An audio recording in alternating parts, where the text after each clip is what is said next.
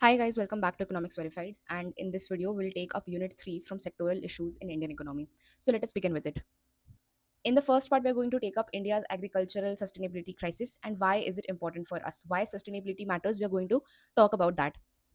So, as we all know, that India became independent in 1947, and after that, farming production increased a lot. Okay, so farming production increased a lot after 1947 when India got independent, and farmers also started producing much more crops than before. So earlier we were not producing that much crop, but after 1947 and after independence, we started to produce even more crops, right?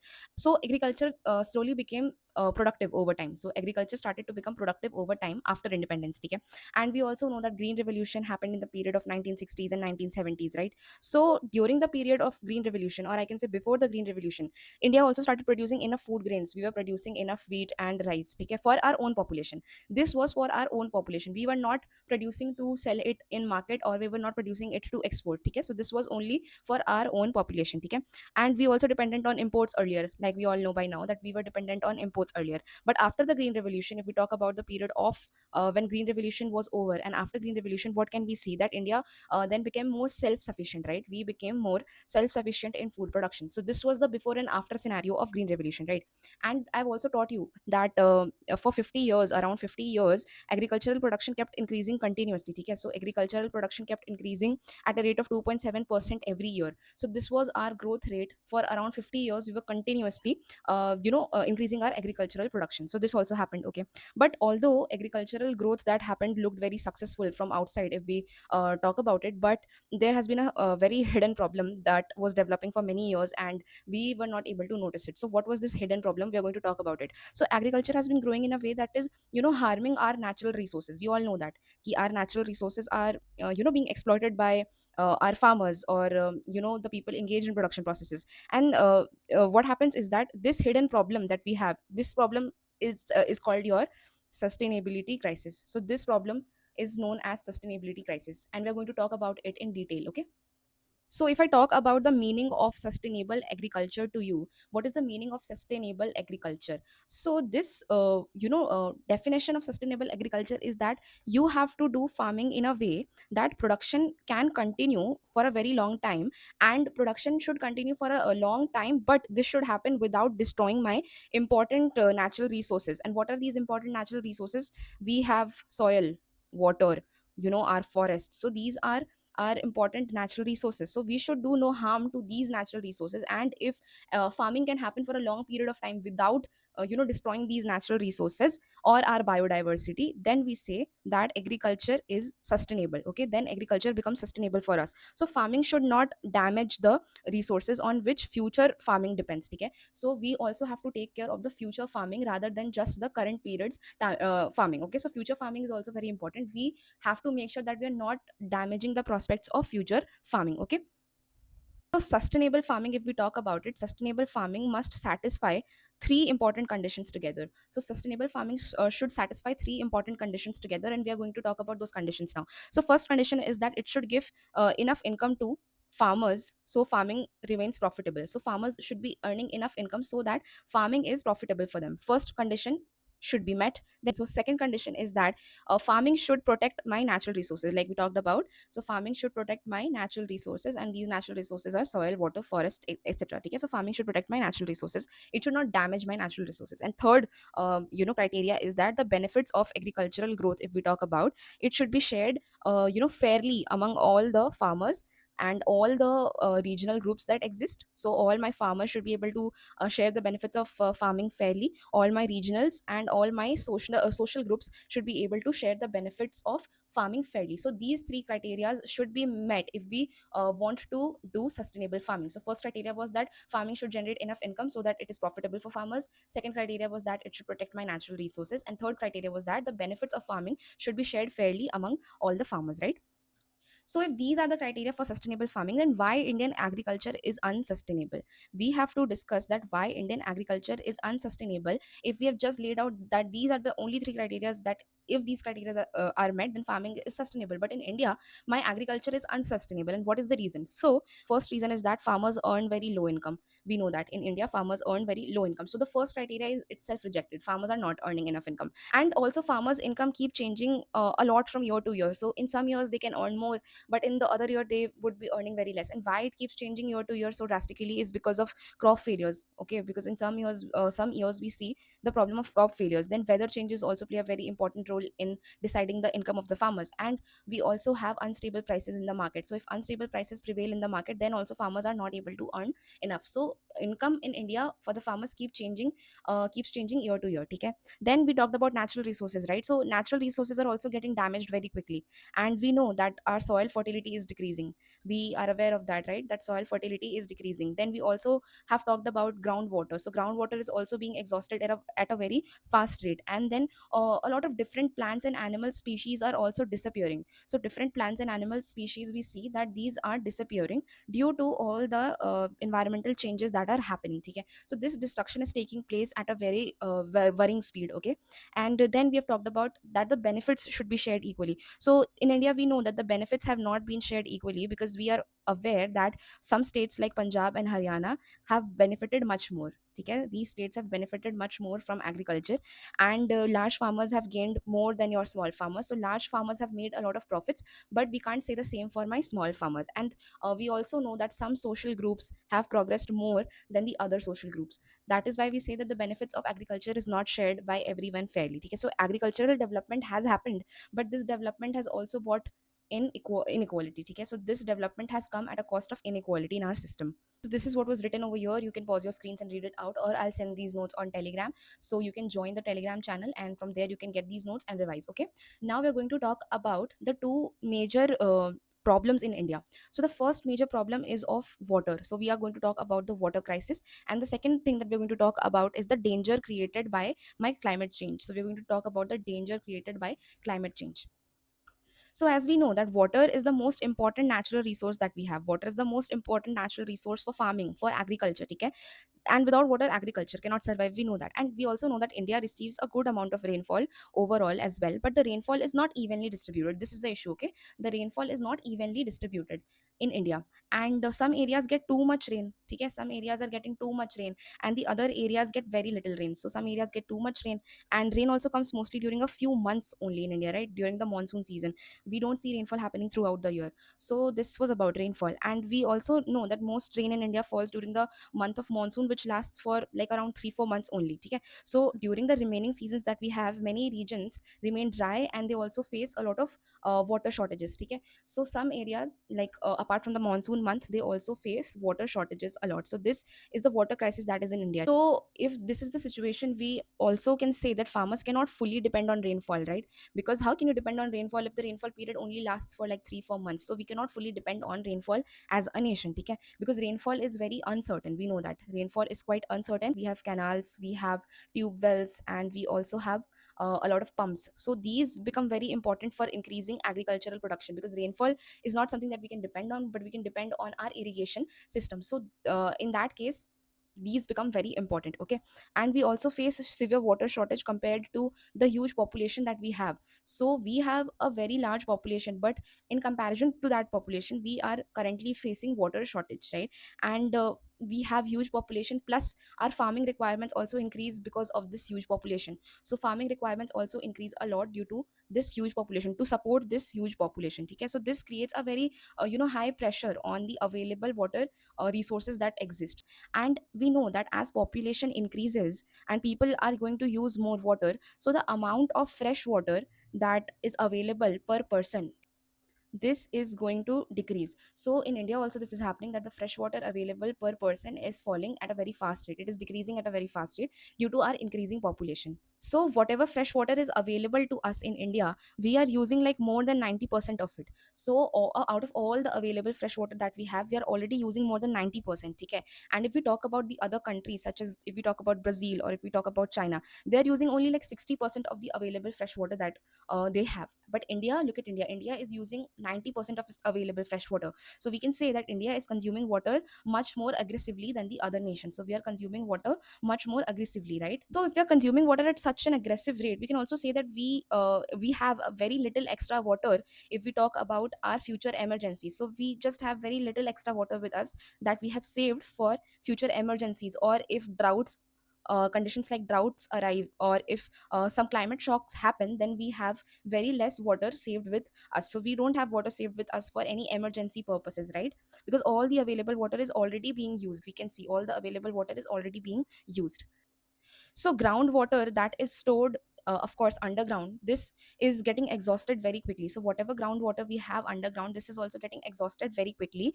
And we know that the green revolution increased production mainly by using this groundwater only. Okay, so green revolution increased production through this groundwater, and we have also covered in the previous unit that the groundwater tables fell in a lot of states, right? And also this was happening with the help of tube wells. So tube wells help you to extract groundwater from underground, right? And farmers also used electric pumps to pull water from underground. And electricity was either provided free by the government, or it was very cheap. So farmers didn't hesitate to use electric pumps or tube wells to extract this groundwater. So groundwater extraction became very fast in India during the period of green revolution as well. Okay, and in the beginning this system worked well because more land got irrigated, right? And hiv seeds can also be grown if we are using a lot of water, and farming also then spread to many areas beyond the canal networks. So earlier the canal networks was spread only in a particular region, but after we realized that groundwater can be extracted, then canal networks also kind of spread really fast in all the nearby areas. So agricultural production, we can see that it increased rapidly. So because of this groundwater extraction, agricultural production started to increase very rapidly. But if we talk about what is going to happen in the long term if this keeps on continuing, so this system is going to create very serious problem for us, right? If we extract groundwater at such an alarming rate, then in the long term this is going to create very serious and dangerous problems for us. And if electricity is free, so farmers do not feel the need to save water, right? Because pumping water is almost costing you nothing, it's not costing you anything, right? So there is no financial pressure, like we've already discussed this point, that there is no financial pressure upon the farmers to use water carefully. There is no financial pressure because electricity is already cheaply available or free for them. And sometimes it also happens that farmers keep pumping huge amounts of water even if their crops do not require that much water, but they keep pumping water. So this leads to overuse of groundwater. That is why we have groundwater crisis happening in India, because we are overusing the available groundwater that we have.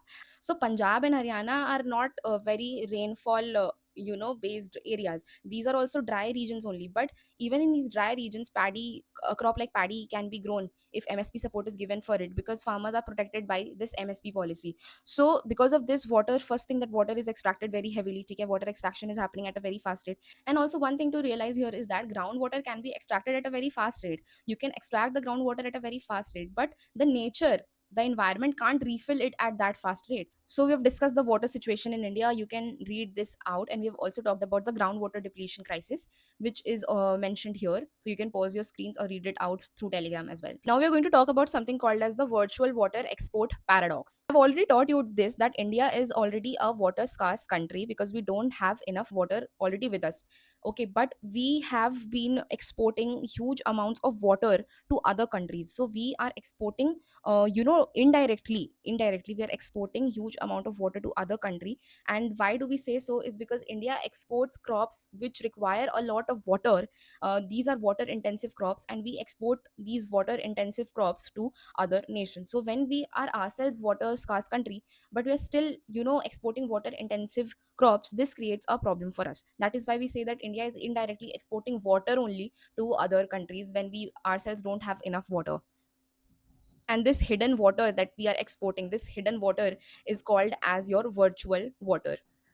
So when rice is sold or exported, the water that is used to grow that rice is also indirectly being exported, right? And this hidden water, we have termed it as virtual water.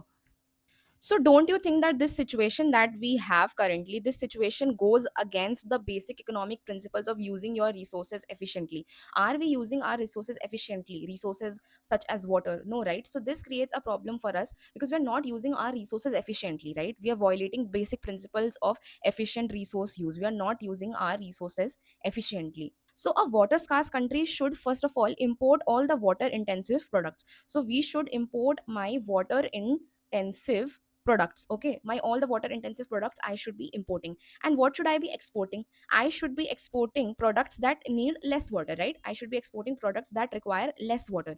Now when this will happen, this is going to save my domestic water resources. Only this is going to save my domestic water resources. But you know, the irony is that we import crops such as we import pulses, all right, we import pulses, we import edible oil. But the irony is that edible oils and pulses, they require very less water, okay, to produce, while still they can improve your nutrition. But India is exporting water heavy crops. When we don't have water, still we are exporting water heavy crops. And we are importing water saving crops. These are your water saving crops, but we are still importing it, even though they require very less water for cultivation. Also, crops like pulses are environmental friendly because they naturally increase your nitrogen present in the soil. So these are known to improve the nitrogen content that is present in the soil. So pulses are also naturally very important for us because they increase the nitrogen that is available for in the soil. And this process through which it increases nitrogen is called as nitrogen fixation. Okay, so therefore these kind of crops also become very important for our environment because they are indirectly improving our soil fertility, and they are also reducing your need for artificial chemical fertilizers. So you don't need artificial chemical fertilizers if you are producing crops which already improve your nitrogen present in the soil.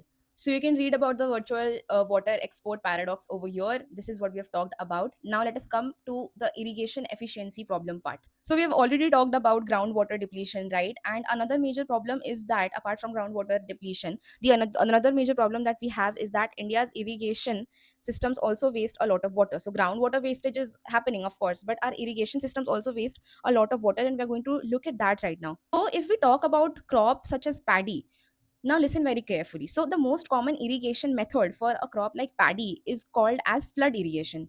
Flood irrigation क्या होता है? This becomes very important to understand how flood irrigation is wasting my water resources. So what happens in flood irrigation is that farmers, they'll fill the whole field that they have with water. So flood से समझ आ रहा है ना how a flood comes. If a flood fills your whole area, that is what happens if we talk about flood irrigation. So farmers fill the whole field that they have with water, right? And that is why we say that flood irrigation wastes a huge amounts of water, because what happens is that some water also evaporates in the air because of the heat of the sun. Some water evaporates into air, some water will flow away from the field.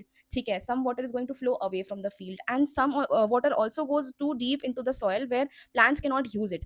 Okay, so flood irrigation has a lot of downside to it. So first is that some water evaporates and it never reaches the crop. Some water will flow away from the area that you have spread it on, and some water goes too deep inside the soil where the plants are not able to use it directly. Okay, so the first kind of modern irrigation system that we have is called as drip irrigation. Now I'm sure a lot of you might have already heard about drip irrigation, and we also have something called as sprinklers. So method of drip irrigation or sprinklers, these use water much more efficiently. So if we use these modern methods of irrigation, then we are using water very efficiently because they supply your water directly to the roots of the plant. They are supplying water directly to the roots of the plant, and hence they are saving water from getting wasted. So they are reducing your wastage, we can say that. So see, this is how a drip irrigation system looks like. Can you see how water is dripping from this pipe like structure, right? And this is laid in the entire field where water is directly getting to the roots of the plant, because water drips slowly and it gets directly to the root of the plant. So this is how drip irrigation method works. And drip irrigation can save you 30 to 50% of your water compared to flood irrigation. So drip irrigation is known to save around 50% of water if we compare it by flood irrigation. And at the same time, crop production is remaining the same. Crop production is not getting disturbed, right? We are still able to produce the same amount of crops, and it might increase also. It may increase also. The crop production can increase if the water is getting directly to the roots of the plant. But one issue that we can say with the modern type of irrigation is that they are expensive to install. So if we talk about drip irrigation system, it is expensive to install. First issue is this, okay? And many farmers do not know enough about them. Knowledge is also lack of knowledge is also a problem for us. And technical help which is required for setting up such a system, the technical help that is required is also very limited. So this there is very less technical help or support that is available for the farmers to help them set up such a system. So if you look here, the Swaminathan Commission has also suggested a lot of important solutions for our farmers. The first solution is that it has said that rainwater harvesting should become compulsory. Okay? Rainwater harvesting should be made compulsory for everyone. First solution was this. Then it also said that groundwater sources should be recharged, which is called as aquifer recharge. By this we mean that groundwater sources should be recharged. All my groundwater sources should be recharged. And it also suggested million wells recharge program, which should help to refill all your private wells. So this is targeted for all the private wells that there exist. And it also said that the government should invest much more in irrigation system. So the government should invest in all forms of irrigation infrastructure. These were the recommendations by the Swaminathan Commission. Now let us talk about climate change and Indian agriculture, and why Indian agriculture in particular is vulnerable. So first reason is that Indian farming depends heavily on your monsoon rainfall. So we are heavily dependent on monsoon rainfall. This is the first problem that exists in India. Okay? So if the monsoon is going to perform well, then agriculture is going to perform well. And if the monsoon is going to fail, then farming is going to also suffer very badly. So we are heavily dependent on the monsoon rainfall. And around 75 to 80% of your total yearly rainfall that India receives, this 75 to 80% rainfall comes from the southwest monsoon that India receives. So this 75 to 80% is contributed by the southwest monsoon season. So this dependency on monsoon rainfall creates a lot of instability in my crop output. So this creates instability in the crop output. Also, because of the dangers of climate change that is looming around, we also know that monsoon is going to become very irregular in coming times. So monsoon is going to become quite irregular if we talk about the upcoming times, right? And it is very difficult to predict how the monsoon is going to look like. So sometimes rainfall, as we still see, that it comes too late, sometimes the rainfall starts too early, right? So this creates a lot of uncertainty for my farmers as well, right? And the area that is under our farmland, so a huge part of India's farmland is dependent only on rainfall, and they also don't have any irrigation facilities. So they don't have much irrigation facilities, and these farms are called as your rain fed farms. These farms are called as your rain fed farms. So this means that they are dependent only on your monsoon, and they don't have much irrigation facilities with them. So these are your rain fed farms.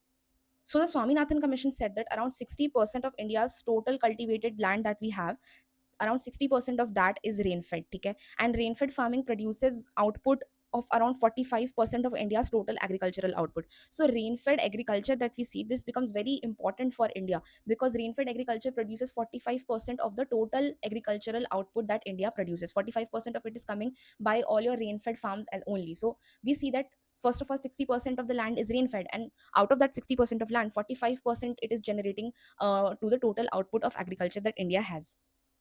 Talking about temperature, we all know that temperature is increasing due to global warming, and this is also reducing your agricultural production a lot, because crops do not grow properly under excessive heat. Due to excessive heat, it becomes very difficult for the crops to survive. Also, studies show that if temperature rises by 1 degree Celsius, then wheat production, if we talk about wheat production, that may fall around by 6%. If temperature rises by 1 degree Celsius, then wheat production falls by around 6%, and rice production can fall by 3 to 10%. So this effect differs across regions, of course, depending on how much heat that particular region receives, and also across different seasons this varies. But this is a study that shows that if temperature rises by 1 degree Celsius, it has a lot of impact on wheat and rice production. And we also know that if climate change continues at the current rate that it is rising at, then by middle of the century that we are in, many farming regions much start producing very less food. And if this starts to happen, we know that this can weaken our food self sufficiency that we have achieved. So the food self sufficiency that we have achieved over so many years, this might be at risk if climate change continues to rise at such an increasing rate. So like we just saw that monsoon has become so irregular. So if monsoon becomes very irregular, and if rainfall comes in very heavy bursts, so if rainfall comes in very heavy bursts instead of slow and steady rain, we don't want monsoon to occur in such heavy bursts. Rainfall should always come as very slow and steady. So rainfall is needed, but it should be very slow and steady rain. It should not be a heavy burst of water just pouring down. Heavy rainfall often causes floods in a lot of areas. It also washes away your fertile soil that is present. So it washes away the fertile soil that is present, and it does not also recharge your groundwater properly, because heavy rainfall is not known to recharge groundwater properly. So these are some of the problems of heavy rainfall. And gentle rainfall, if we talk about gentle rainfall, this is much more useful for farming rather than your heavy rainfall. So heat stress affects both crops and farm animals. And one fact to remember is that when temperature becomes too high, I don't know if you know this or not, but at that time animals such as cows and buffaloes, they start producing very less milk. So due to high temperature, your cows and buffaloes produce very less milk. So this, reduces incomes of millions of small dairy farmers that are there. So dairy farmers face a lot of issue with the rising heat that we see nowadays. So we've talked about observed and projected climate impacts, we have talked about how temperature is reducing crop yields, and we have also talked about changing rainfall patterns. We've talked about heat stress, and we have also talked about pest and disease pressure. So just go through all of it very quickly and revise it. Whenever farmers face climate risks, or whenever farmers are afraid of climate risk challenges, they avoid expensive farming method, because if you know that there is a problem of climate risk, why are you going to engage in expensive farming methods? Instead, they start using fewer fertilizers. Okay, they start to use lesser fertilizers, because fertilizers also cost a lot of money for the farmers. This is also kind of investment, right? They, like I said, just they invest less, so investments also drop down a lot. And they also start using less productive methods. So they switch to less productive methods of agriculture instead of using any kind of expensive method that exists. And due to all of these reasons, what we notice is that crop yields start to fall. So crop yields start to fall in this situation due to climate risk. Now let's come to part 2 and talk about the meaning of ecologically balanced agricultural development. What is the meaning of ecologically balanced agriculture? So ecologically balanced agriculture means that you have to change the current farming system that is there. You need to change the current farming system. This is the meaning of ecologically balanced agriculture development. So right now, agriculture mainly focuses on increasing production quickly, even if that comes at a risk of, damaging our natural resources. Then also we are just focused on increasing our agricultural production, right? But we are also damaging our natural resources. We are aware of that. But if we adopt a new model, which is an ecologically balanced model, this new model should protect your natural resources, right? And this model, when it would be protecting natural resources, then it can also continue production for a long time, because our natural resources are not getting depleted, right? And it can still provide you enough food and farm income, like we have discussed in the starting of the lecture, that enough food and farm income are the criteria for your sustainable agriculture. So this new model can preserve your nature also, and it can also provide farmers enough income. The goal becomes to balance your present needs along with the future sustainability. So the first important reform is of water management, right? So like we have talked about, that current water use system in India is very inefficient, right? So current water use system is quite inefficient. So what is the solution for changing it? So the first solution can be that we can change the electricity pricing. Since groundwater is, like I told you, that groundwater is pumped using electricity, so if we are charging proper electricity prices, that can help to reduce excessive groundwater extraction. So excessive groundwater extraction is not going to happen if we are charging a fair electricity price. If you're charging a particular price, then the farmers will naturally try to save water to reduce their cost. They'll naturally try to reduce their cost, because they know that electricity is not free. So this is going to create an economic incentive for them for water conservation. Okay, so this creates an economic incentive for water conservation. So the second kind of reform that can take place is that there should be clear rules about who can use groundwater first of all, and how much groundwater can be extracted. So the third solution can be that your local communities and village institutions, they should jointly manage groundwater use. They should jointly manage your groundwater use. And how is that going to happen? So they should first of all decide that how much water can be safely extracted. They should make a decision about that, right? And then they should set limits according to natural groundwater recharge. So all of them are already aware about the rate at which groundwater gets recharged naturally. So based on that rate, they should set limits on how much groundwater should be extracted, right? And like we have already learned now, that the modern irrigation technologies can also save a lot of water. So the government should start investing heavily in this efficient irrigation technology. Like we have talked about drip irrigation, so the government should invest heavily in these kind of technologies. And subsidies on these kind of technologies should also increase. So subsidies on modern irrigation technology should increase, so that the farmers can afford these technologies. Then the second reform is on climate resilient agriculture. So climate resilience means that we should be resilient enough to develop new crop varieties. First of all, we should develop new crop varieties that can survive, your extreme heat, because extreme heat is a problem for us, right? So these new crop varieties should be able to bear the extreme heat. These crop varieties should be able to survive in situations like droughts and floods, right? So we should be focusing on developing these new type of crop varieties, right? And this requires a lot of scientific research and investment by the government. So India should also be spending much more money on your agriculture research. And research priorities should focus more on climate adaptation, right? Instead of only increasing production, we should also focus on climate adaptation, because we can only fight from the risks of the climate. Instead of directly challenging the climate or thinking about changing the climate, we should be adapting ourselves to the new kind of climate. India should also focus on crop diversification, because growing different types of crops instead just one type of crop also helps in reducing your climate risk. So if we focus on growing different types of crops instead of just focusing on one kind of crop, it will also help us to reduce your climate risk, and this is what we mean by crop diversification. So if one crop fails also due to any kind of weather problem, if one crop fails also, then other crops might survive, right? So the other crops might still survive. That is why if a farm grows only one kind of crop, which is also called as monoculture, the entire farm is at risk of failing together due to a bad weather. But if you grow different type of crops, even if one of the type fails, the other crops are going to survive, and that is what is important for the farmers. So this diversification that we talk about, this helps us to spread the risk. So we are basically spreading our risk. Farmers should also focus on agroforestry, which means that you are growing trees together with your crops and animals on the farm. So you're also growing crops, you're also taking care of animals on the farm, and with this you're also growing trees on the farms. So this is the meaning of agroforestry. And this system, when you create this kind of system, this provides a lot of natural benefits or environmental benefits, because the trees that you're growing, this is going to give you shade, right, which is eventually going to protect your crops from the excessive heat, and your animals also from the excessive heat. Then the roots of these trees are also going to improve your soil quality, and this is also going to help your soil to hold water for longer periods. This is going to help your soil to hold water. And when farmers are growing trees, it also provides them extra income, right? This is also going to provide them extra income, because trees are going to give you fruits.